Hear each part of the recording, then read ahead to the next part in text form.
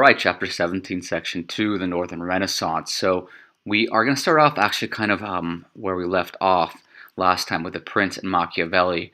An interesting thing about Machiavelli's ideas of how to be a good leader is to be a ruthless leader, right? To make political decisions aren't always the right moral decisions. I explained how, 1200s to 1500s to 1800s, we see this pattern continue, where generally speaking, most leaders in most positions are pretty harsh and pretty strict in various ways, right? Whether that be Napoleon, whether that be Genghis Khan. But one interesting thing to think about is how this framing of power perhaps has changed in the 20th century. So what I mean by that is when I look at perhaps post-1960s, when you start to see leaders like Martin Luther King Jr., or I guess if you include the 50s, you've got Gandhi.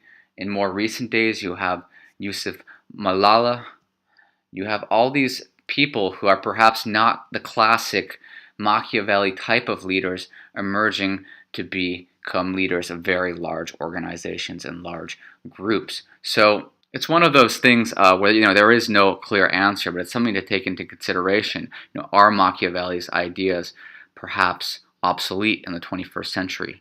There's plenty of answers to suggest why that is yes, and plenty of answers to say why that is no. So we're zooming in the northern parts of Europe today, looking at the Northern Renaissance. So a key thing to take into consideration is how the 100 Years' War came to an end. For those who don't remember, that's the one between France and England, right? It was actually over 100 years. It's the one with the Battle of Agincourt, right? And how the knights become obsolete.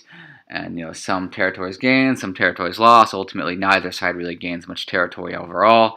And it's only until once the war is done that places like England and France have time to grow. Right? They have to catch up with Italy, who didn't have to go through the 100 Years' War and therefore had more money and time prior to places like England and France. So although the 100 Years' War ended, there was a new battle now between France and the northern parts of Italy. And during this time period, many artists moved northward to places like Flanders and England. A good example is German artist Albert Durer, who was a professional engraver and woodcarver, who was a notable figure in arts during that time period. An especially hot spot when it came to art was the area of Flanders, where it would be roughly a part of the Netherlands today. One famous person, a notable figure to look at during this period, is John van Eyck. He developed this technique where you'd place layer on layer on layer and therefore sort of create this 3D-like imagery of paintings. So let's talk about two writers of the Northern Renaissance, Thomas More and Desiderius Erasmus, who are actually both friends. So the first one I want to talk about is Desiderius Erasmus, who wrote The Praise of Folly, and in this book he pokes fun at the greedy merchants and he makes fun of the Catholic Church. And Thomas More, his major piece, the most well-known piece, is Utopia. And this is where it's his fantasy world where he considered it to be a utopia, where there's no greed and corruption or war. But we'll go into a bit more detail in a second about More's Utopia. But first, let's look at The Praise of Folly.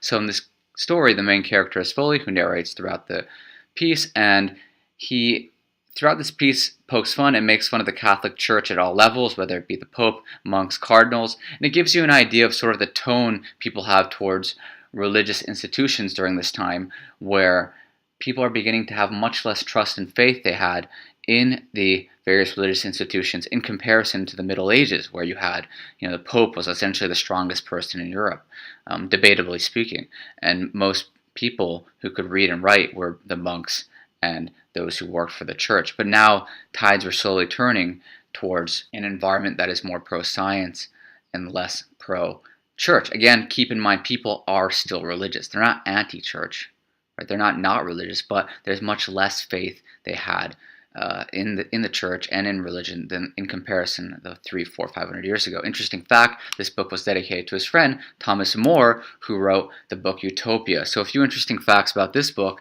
is in his fantasy world of his utopia, here are 4 interesting facts. First of all, warfare. War actually exists in his utopian universe. The only difference is the regular people do not fight it. Mercenaries, people who are paid to fight in the wars. Second, money. Money does not exist. By having no money, there can be no bribery, no corruption. 3, slavery, in fact, does exist in his utopia. However, slavery is only for the criminals. You cannot be born into slavery. And finally, suicide and euthanasia. Suicide is not allowed. However, euthanasia was permitted for those who were terminally ill. So this is a very interesting concept. I want you to think about, what is your utopia like? What does a magical, perfect world look like in your case? Is it similar to Moore's? Is it different to Moore's? What are key characteristics? Is it a land of chocolate where you can eat as much chocolate as you want, as Homer Simpson imagines? I don't know. It's an interesting concept to think about.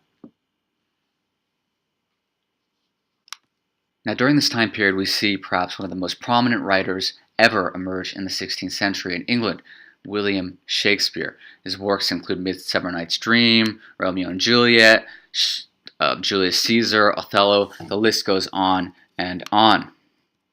Now, what's interesting about him is you have to keep in mind of his business success, right? Because he had the lease of the theater, he was able to keep a steady flow of income, which gave him the luxury to focus on his writing. So an interesting scenario to think about is, what if Shakespeare didn't have the luxury to write as much as he did, right? What if he had to keep a job, full-time job, and write on top of that? In that case, maybe we would not be blessed with all these writings that he had brought to the world.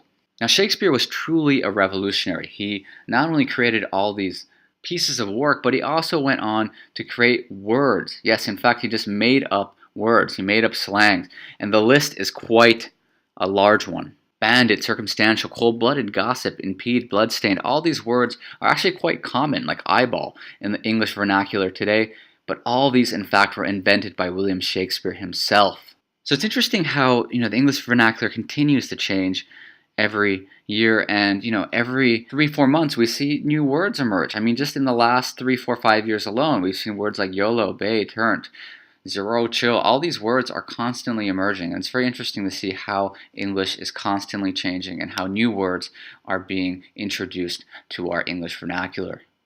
Now, his legacy continues to live on as various films, musicals, theater pieces are still done on various pieces he made of, or actual pieces that he made, such as you can see here, Romeo and Juliet, Othello, recent renditions of old Shakespeare pieces.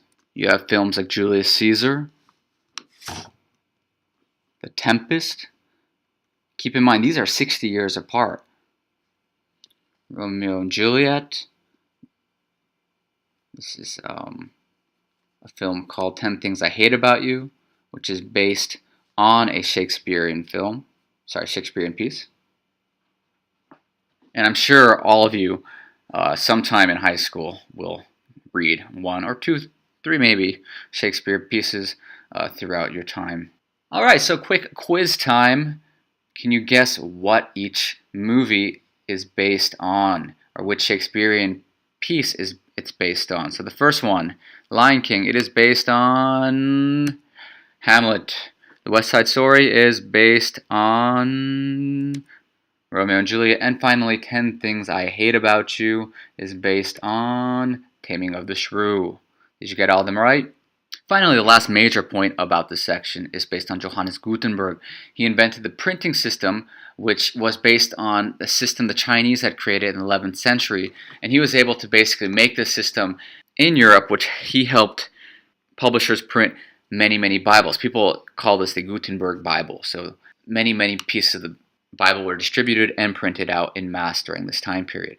So what is the legacy of the Renaissance? So I'm going to look at it in 2 pieces, the arts and society. So in the arts, we have these classical styles emerge from Greek and Roman periods. We see a focus more on the individual and realism. We see arts going more in the secular, the non-religious direction. In regards to society, we see with the printing press introduced by Gutenberg, people having much more access to knowledge, much more access to literature. This means that, unlike the Middle Ages, people are more knowledgeable. We also see people begin to question things, especially the church and their political power, which connects deeply into the next few sections, whether it be the scientific revolution or the movements by the Protestants. All this connects together, so keep that in mind. Copyright disclaimer under Section 107 of the Copyright Act 1976. Allowance is made for fair use for purposes such as criticism, blah, blah, blah. Have a nice day. See you later. Goodbye.